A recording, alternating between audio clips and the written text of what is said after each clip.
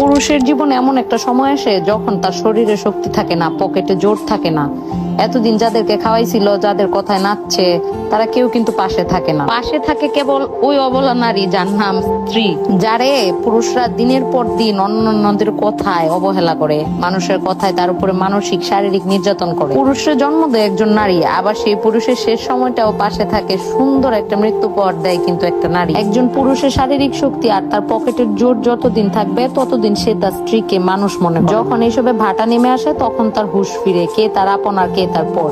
আসলে তখন আর কিছু করার থাকে না। সত্যি বলতে নারীদের কাছে সংসার হয়েছে একটা মায়ের বাঁধন। এখানে ভালো না লাগলেও আঁকড়ায় ধরতে হয়, আর ভালো লাগলেও আঁকড়ায় ধরেই থাকতে হয়। হাজার হাজার সংসার আছে যেটা ঠিক আছে শুধুমাত্র সন্তানের মুখের দিকে তাকায়া, যেখানে সন্তানও একটা সময় পর পর হয়ে যায়, কিছুই করার থাকে না। এটা বাস্তবতা। সন্তান ও সন্তানের জীবন নিয়ে ব্যস্ত হয়ে যায়, পড়ে থাকে শুধু ওই অবলা স্ত্রী আর ওই স্বামী। কিন্তু শেষ বয়সে আইসাও পাওয়া না পাওয়ার হিসাব মিলাইতে গিয়ে হিসাব মিলে না। সেই অবহেলিত অযাচিত নারী আপনার শেষ বয়সে এসে বাহুডোরে বেঁধে রাখে কিন্তু আপনাকে বিপদে আপদে সুখে দুঃখে।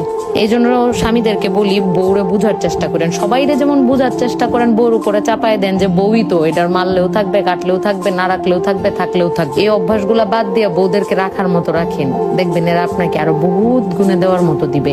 আর বউদেরকেও বলি, শুধুমাত্র স্বামী ভালোবাসবে, স্বামীরই করতে হবে, স্বামীরই আপনার দিকে আগায় আসতে হবে, এগুলা বাদ দিয়ে আপনিও চেষ্টা করেন স্বামীরে উল্টা ভালোবাসা দেওয়ার জন্য। স্বামী যেন অন্যদিকে তাকানোর সময়ই না পায়, সেই সুবিধাগুলো সেই সুযোগগুলো আপনি সৃষ্টি করে দেন, যেন স্বামী সারাক্ষণ শুধু আপনার দিকেই ইনভলভ থাকে। সবসময় মনে রাখবেন, গা ছাড়া বাপ করে থাকবেন না। সংসার আপনার, স্বামীও আপনার, স্বামীর বাপ মাও আপনার, স্বামীর সবকিছুই আপনার।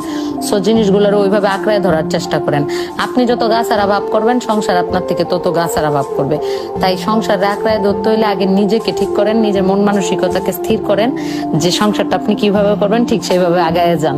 তাহলে দেখবেন আপনার আয়ত্তের মধ্যে সবকিছুই রয়ে গেছে। এই যে দেখেন, আমি সকাল সকাল ঘুমের দুইটা প্রাকৃতিক পরিবেশ জামাইরা লয়ে একটা গুল্লি দিয়ে আইসা শিউলি তলায় গিয়া শিউলি কুড়াইয়া নিজের মনরে আনন্দ দিয়া তারপরে আমি সংসারের কাজে মন দিছি। মানে যেটা করলে আপনার ভাল লাগবে, সংসারটাকে ঠিক ওই স্টাইলে তৈরি করে নেন। আর আপনার যেটা ভাল লাগে, আমার যেমন প্রকৃতি ভাল লাগে, প্রকৃতি